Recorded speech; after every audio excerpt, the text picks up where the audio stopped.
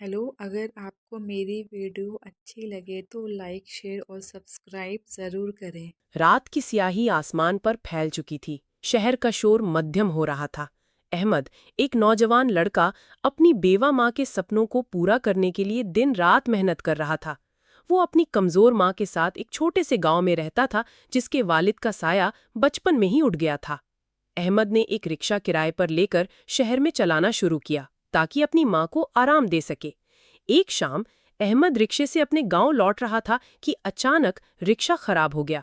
उसने मैकेनिक को दिखाया, जिसने सुबह देखने का कहकर दुकान बंद कर दी। अहमद को मजबूरन पैदल ही घर की तरफ चलना पड़ा। शहर से गांव लौटते हुए उसने एक सुनसान और अनजान गली का रास्ता लिया। रात के अंधेरे में डूबी उस गली में एक अकेला पुराना मिट्टी का घर था, जिससे हल्का धुआं और एक अजीब बेहद खूबसूरत खुशबू आ रही थी। ऐसी खुशबू अहमद ने पहले कभी महसूस नहीं की थी।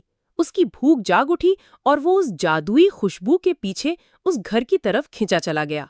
हिचकिचाते हुए उसने दरवाजा खटखटाया।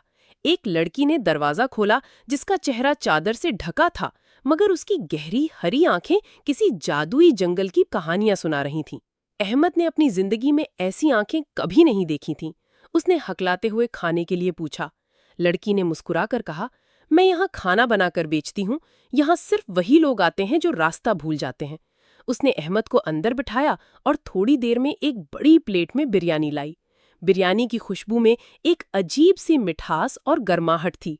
अहमद ने पहला निवाला लिया और जैसे ही उसका स्वाद जुबान पर आया, वो बेख्तियार खाने पर टूट पड़ा। ये दुनिया की सबसे मजेदार बिरयानी थी। उसने 2 प्लेटें खत्म कर दूं, मगर हैरानी की बात यह थी कि उसका पेट नहीं भरा। उसने पैसे देने चाहे तो लड़की ने मुस्कुराकर कहा, हम अपने आने वाले मेहमानों से पैसे नहीं लेते। ये खाना आपके लिए मुफ्त था। अहमद हैरान था। वो जल्दी से घर की तरफ बढ़ा, महसूस कर रहा था जैसे किसी सपने से जागा हो। रात काफी बीत चुकी थी। माँ दरवाजे पर चिंतित टहल रही थी। उसने रिक्शा खराब होने का बहाना बताया, लेकिन रहस्यमयी लड़की, उसकी हरी आंखें और उस लाजवाब बिरयानी का जादू उसके दिमाग में घूमता रहा। नींद उससे कोसों दूर थी।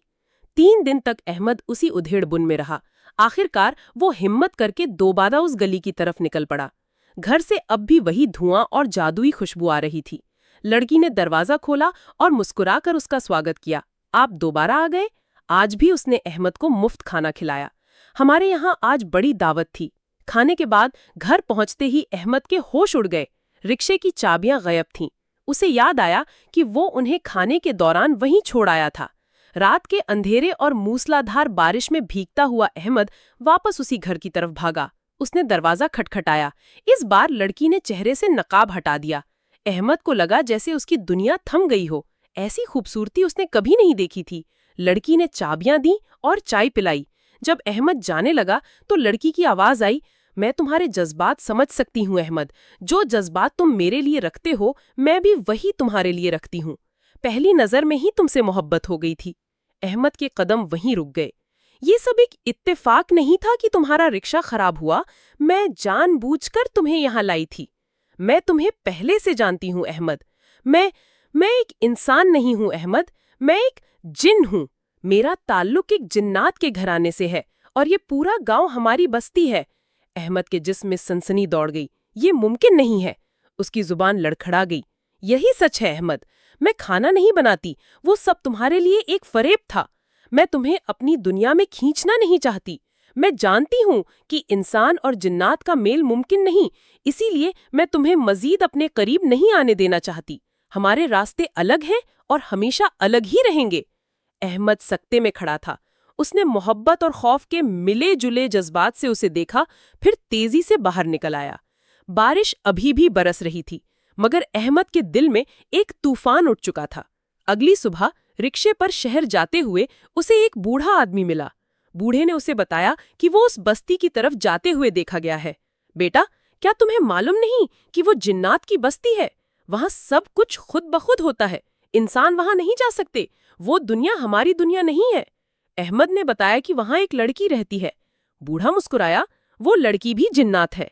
अगर तुमने एक बार उस बस्ती का खाना चख लिया तो उस जगह की खिंचाव हमेशा तुम्हारे दिल में रहेगा।